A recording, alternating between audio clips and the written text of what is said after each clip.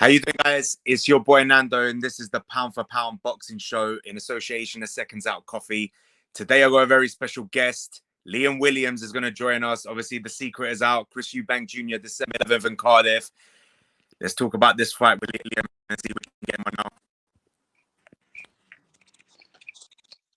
How you doing, champ? Hi, mate. All right. Sorry, I just woke up. I'm a little bit like I trained this morning very early. Well, not very early. I was up very early, so just kind of coming round for 5 minutes. Sorry. That's all right, mate. First of all, thank you for taking your time to speak to us today. Sorry to disturb your sleep, but we had to get you on, Liam. The secret's out. Chris Eubank Jr. Cardiff, December 11th. First of all, how do you feel? Because obviously this is a fight that a lot of fans thought it wouldn't go over the line, and you managed to get it over the line.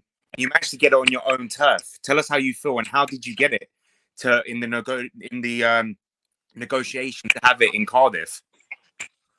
Yes, a mad one, really, mate. To be honest, like obviously I'm buzzing. I'm over the moon that this across the line. Full stop without minus the fact that it's in Cardiff. That's really, really good. But negotiations have been going on for some time, to be honest with you, the last 2 months or probably even more, 2.5 months, I don't know. And to be honest, if I'm being honest, I probably started to give up a little bit of hope because I started getting pissed off, and like at the end of the day, I won the fight, he wants the fight, why is it not happening? And it just kind of got to that stage for me where I thought I'm gonna keep training anyway, but I'm not totally confident that this is going to happen. And then all of a sudden it was done. They were due to announce, and they said, "Oh, they're looking at doing it in Cardiff." So I was like, "Okay, we'll see." And they announced it was in Cardiff Motorpoint Arena. So buzzing, can't complain really. Compared to take away the world title fight against Andrade, is this fight like, are you excited more than other fights compared to, like, let's say the Liam Smiths and anyone else you fought domestically? Are you more excited for this fight than your other ones?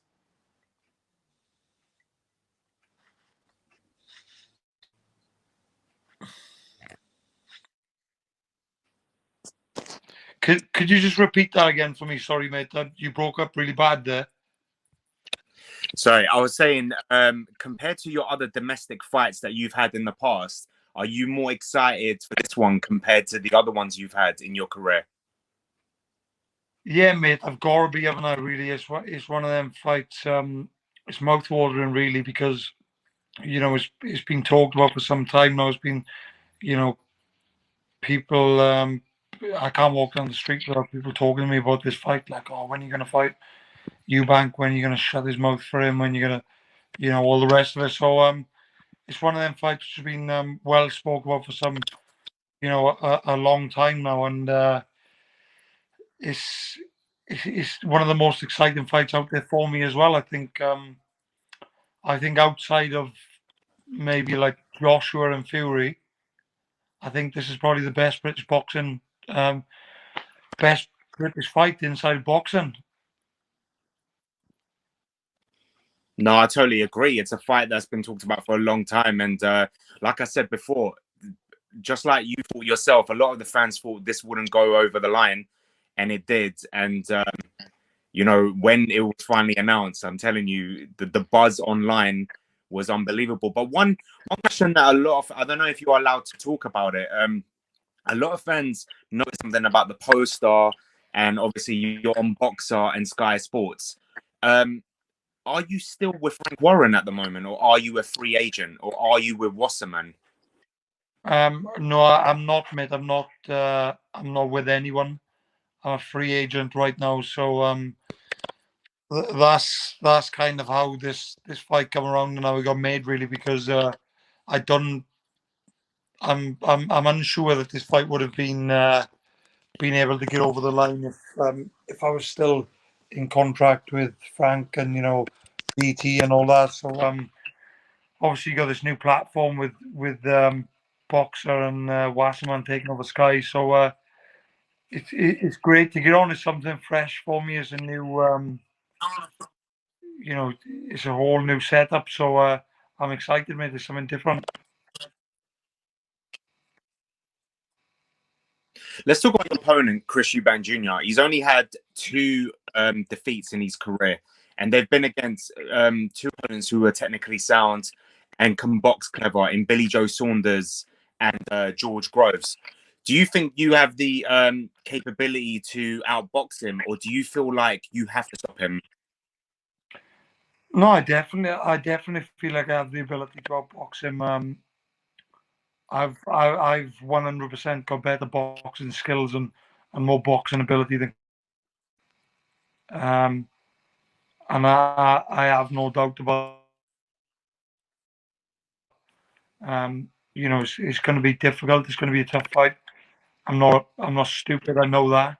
Um, but I just think I can outbox him, and then when the going gets tough, and we have to really dig our toes in and go after them, I believe I can do that as well. So we'll see. But I'm super confident I can win this fight, and I'm super confident that I can win it whichever way the fight goes. What did you think of? I don't know if you saw the fight. What did you think of Chris's last performance against Wanik Alderjan? What did you think of his performance then, and even against Marcus Morrison before that? Yeah, I didn't think all that much of his performances, mate. If I'm being honest with you, I think because people's banging on about this Roy Jones link up, blah blah blah. I think it's a bad link up for him. I don't think it's working for him. I think Eubank is the type of fighter that brings aggression. Um, just all out attacks and fast stands, big flurries, and on all this. And when he's standing off and trying to do all this fancy business, I don't think it suits him. And if he tries doing that against me, he's getting knocked out. That's for sure. And obviously, Chris Eubank, we know he's always talked about this chin that he has, and he's never been floored. He's never hit the ground before. Obviously, I know what you believe, but I have to ask it: do you believe you could be the first man to knock out Chris Eubank Jr.? Yeah, I like to believe so. I do believe so, but at the end of the day, people need to understand that we are boxers, and we back ourselves heavily all the time. You have to believe in yourself. So if I have, I definitely believe I can knock him out. I think if we go into the fight and we start trading, I hit him on the button. There's not many people I don't have the ability to put to sleep if I'm being totally honest. So we'll see. But we both got big hearts. We both got good chins. We both got good engines.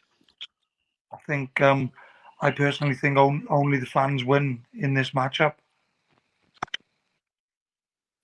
Let's talk about the fans. Of course, obviously there was hardly any fans, and you were the away fight against Andrade as well in America.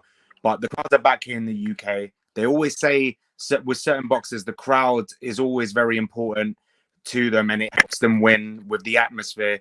You're on home turf. How important is that for yourself? Yeah, I think it's good. It's good that it's on my home turf. It doesn't really bother me. If I'm being totally honest, I quite like being the away fighter. I quite like being the underdog because it gives me that bit of fire, and it gives me a kick up the arse. And um, I like that kind of mentality going in. Like, okay, we'll see. I'll prove you wrong. So but I'm not bothered. I'm really really happy to be boxing back in Cardiff, and I think it's gonna bring a lot out to me because you know I want to show the people what they've been missing for all this time. As soon as this fight was made, Chris came out and he said, I don't know what comments he's talking about, but he said he wants to punish you for the disrespectful comments you made against him. What do you have to say about that? Come punish me. Come do what you got to do. But you're gonna take some back in the process. So let's go and see what you've got. You know, I'm guessing you've seen the comments I made. They were partly fun, partly not. Uh, it's just one of them. You know, I don't like him, and if I'm being just totally down to earth and honest with you, I don't give a fuck if I upset him. I don't give a fuck if I upset his dad. I don't care who I upset. I don't like him, and I don't want him to like me either. It is what it is. Come and punish me. Let's see where you go. Do you think it makes that the fight extra special and extra fiery when it comes to two opponents that don't like each other like this? Because you've had fights in the past which are big, but they have a respect for each other, like the Joshua Klitschko's, for example. But a fight like this, does it make it extra special? Yeah, of course. It gives you that bit of needle, doesn't it? And you know, everyone's like, it just gets everybody talking, doesn't it? But it does definitely make it a little bit more exciting, and you know, it kind of separates the fans to not like, oh, it's going to be a good fight, but somebody either wants him to knock me out, or my people want me to knock him out. It's like it even creates a bit of hostility between the fans as well. Yeah, of course. I think the atmosphere is just going to be unbelievable in Cardiff. Liam, obviously, both you and Chris should never look past each other. You should never look past your opponents. But what does it mean for the winner? Can you see the winner going on and having a world title shot in 2022? Yeah, 100%. I believe that the winner of us two will more than likely move on and fight for a title. We've made it both. We've both made it clear that we would both like to face Golovkin if he comes through his matchup with Murata. Well, either one, Murata as well. So you know, that'll be a good fight to watch as well. So you know, hopefully Ami Mamich comes through and we can get on with the winner of that fight as well. So it's exciting. It's all to look forward to. You know. What's your prediction for that fight? Because obviously Golovkin's proven he has no problem coming to the UK, which will be amazing for fans. What's your prediction with Golovkin and Murata? Do you know? I'm not too sure. I haven't seen. I've seen Murata, of course, but no, I've not looked at him as much as I would like to before I make a solid prediction. But I do think Golovkin. He's definitely aging. He's definitely on a slide a little bit. But the last thing you're going to lose is your power, and he's certainly got that. He's got bags full of it, you know. So we'll see. I don't know. I've got a bad feeling though. I think Murata might just be on him a little bit too much, and he's traveling to Japan. Golovkin hasn't fought in quite a while, so I think it could all play a part. And as I said, Golovkin's getting on a bit now, so we'll see. It's definitely what I'm interested in, and I'll be watching. 100%. It'll be a great fight and a great treat for after Christmas. You know, it will be early hours. No, not early hours. Something like 10, 11 o'clock in the morning in the UK, 29th of December. So it'll be a great treat straight after Christmas with some boxing. And I might even go to Japan. Fuck it. That'll be amazing. That'll be amazing too. You get past Chris. You know, you being ringside for that fight would just make it even extra special to see who you will face for those titles.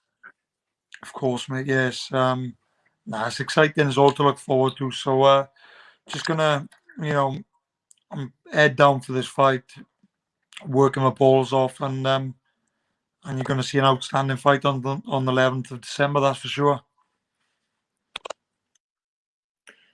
Liam, before I let you go, just a couple things on your stable mates. I've got Kid Galahad against Kiko Martinez. Very tough fight for Kid. We've seen Kiko before here in the UK against Zelfa Barrett. A lot of people would say he was robbed that night, and he can box. He's a hard hitter as well. How can you see? Where do you see this fight going? And will Kid blast him away? I think first of all, I think it's going to be a good fight while it lasts. I think Barry break him down in the first half of the fight. I can see Barry getting him out to there maybe 7-8 rounds. I think Barry will just kind of he'll break his heart in the first half of the fight. He'll be swinging and missing and just getting hit constantly. And I think my prediction is probably 7-8 rounds. And it wouldn't surprise me if it's like a corner stoppage because he's just taking that bit too much. And another stable mate of yours that especially here, pound for pound, we were so happy that he returned to the ring after 3 years. Bradley Skeet, he came back in June, and now we were shocked straight into a big fight against the undefeated, hard-hitting Hamza Shiraz, WBO international title, European title on the line. Was you shocked that Bradley was going straight into the deep end, second fight in? And how do you see this fight going? No, not really, mate. To be honest, because Bradley's been around and he's well experienced. It's not like he's a young kid coming through and he hasn't been there. He's been in good fights. He's been in hard fights against likes of Eggington. I can't even think. Dale Evans. I seen him have a good fight with. It was that long ago. We was on the same kind of shows together. I can't even think who he's boxed now, but he's been in some good fights. British and kind of like European level. So I think he beat Shiraz if I'm being totally honest. I think he'll have too much experience and he'll just he'll just fiddle him around too much, and I think he'll burn Shiraz's head out. Where can you see Bradley going after that? Can he go for again like a British title, or can he go higher than that? Can you see him going for world honors once he gets more fights on these belts?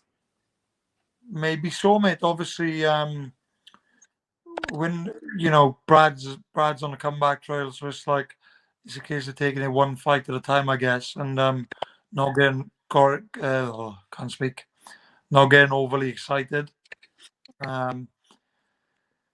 It's just one fight at a time, as I said, and I definitely think he can push on. He's fighting a WBO European, who say he can't fight for the WBO Intercontinental.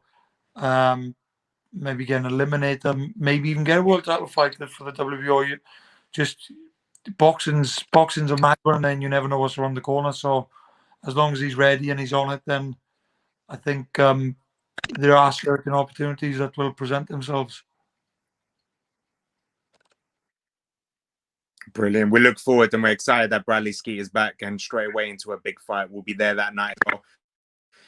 Same as we'll be there backstage December 11th in Cardiff. Liam, we can't wait for this fight. The fans can't wait. Before I let you go, do you have a message for the fans that are going to be traveling, tuning in to December 11th, you against Chris Eubank Jr.? Yes, it's going to be an amazing night. If you can't make it there, make sure you tune in. We'll shut that idea up for once and for all, and it's going to be exciting. So, I really do think the fans are winners. Just tune in.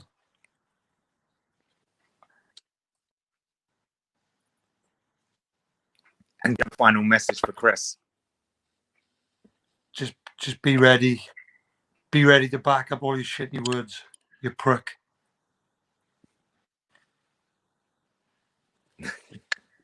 Liam, just want to say thank you for taking your time to speak to us today. It's always a pleasure.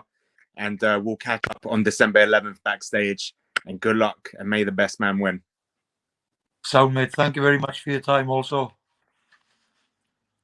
Thank you, mate. Take care and stay safe.